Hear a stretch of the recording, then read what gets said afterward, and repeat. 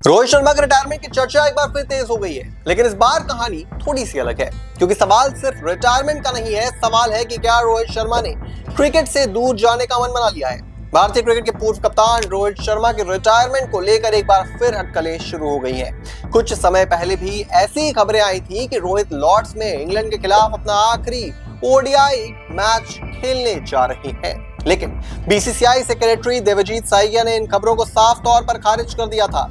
इसके बाद रोहित ने लॉर्ड्स में शानदार सेंचुरी लगाकर अपने आलोचकों को बल्ले से जवाब दे दिया।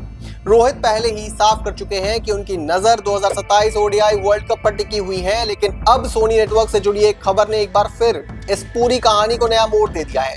दरअसल रोहित शर्मा ने सोनी लिव और सोनी टीवी को टैग करते हुए एक पोस्ट शेयर की।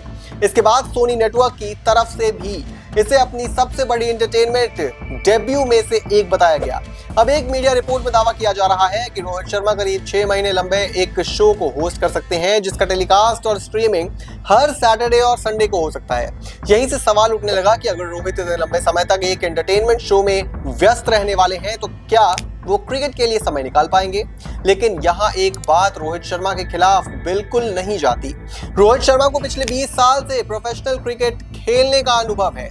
उन्हें ये बताने की जरूरत नहीं है कि क्रिकेट और अपनी पर्सनल लाइफ को कैसे मैनेज करना है, टाइम मैनेजमेंट कैसे करना है। उन्होंने इंटरनेशनल क्रिकेट में करीब 2 दशक बिताए हैं। उन्होंने अलग अलग फॉर्मेट खेले हैं, कैप्टनसी की है, आईपीएल खेला है और लंबे शेड्यूल का हिस्सा रहे हैं। और आज की स्थिति पहले जैसी नहीं है। रोहित अब सिर्फ एक फॉर्मेट खेलते हैं, वो भी ओडीआई क्रिकेट। ऐसे में टाइम मैनेजमेंट उनके लिए उतनी बड़ी परेशानी नहीं होनी चाहिए जितनी तब होती तब वो तीनों फॉर्मेट लगातार खेल रहे होते।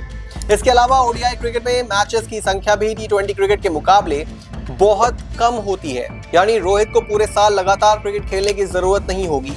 अगर उनका मकसद सच में 2027 वर्ल्ड कप तक पहुंचना है, तो उनके पास अपने शेड्यूल को क्रिकेट के हिसाब से मैनेज करने के लिए काफी गुंजाइश है। मान लीजिए वो किसी वीक में 1 या 2 दिन किसी शो को होस्ट करते हैं या उसकी शूटिंग करते हैं, तो बाकी समय में ट्रेनिंग, रिकवरी और क्रिकेट की तैयारी को मैनेज करना उनके लिए नामुमकिन नहीं है।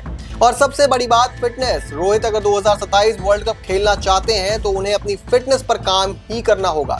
लेकिन इसका मतलब ये नहीं है कि वो किसी टीवी शो को होस्ट करने की वजह से उनकी फिटनेस पूरी तरह प्रभावित हो जाएगी। एक प्रोफेशनल एथलीट के लिए ट्रेनिंग और रिकवरी का शेड्यूल बनाया जा सकता है, यानी सिर्फ इस वजह से कि रोहित को एंटरटेनमेंट शो को होस्ट कर रहे हैं, ये मान लेना कि वो क्रिकेट के लिए समय नहीं निकाल पाएंगे, शायद जल्दबाजी होगी।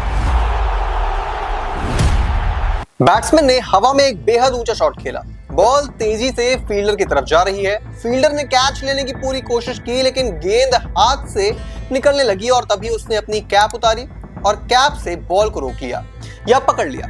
देखने में तो ये शानदार फील्डिंग लग सकती है, लेकिन क्रिकेट के रूल में ये टीम के लिए भारी पड़ सकता है। एमसीसी के लॉ 28 के मुताबिक फील्डर बॉल को अपने शरीर के किसी हिस्से से फील्ड कर सकता है, लेकिन अगर वो जानबूझकर अपनी क्लोथिंग, कैप या किसी दूसरी चीज का इस्तेमाल करके बॉल को रोकता है, तो इसे इलीगल फील्डिंग माना जाएगा। ऐसे मामले में अंपायर तुरंत डेड बॉल घोषित करेगा, बल्लेबाज आउट नहीं होगा और बैटिंग टीम को 5 पेनाल्टी रन मिलेंगे। इतना ही नहीं, अगर इस इलीगल फील्डिंग से पहले बैटर ने कोई रन पूरे किए हैं, तो वो भी सिचुएशन के अकॉर्डिंग बैटिंग टीम के खाते में जुड़ सकते हैं और वो डिलीवरी ओवर में काउंट भी नहीं होगी।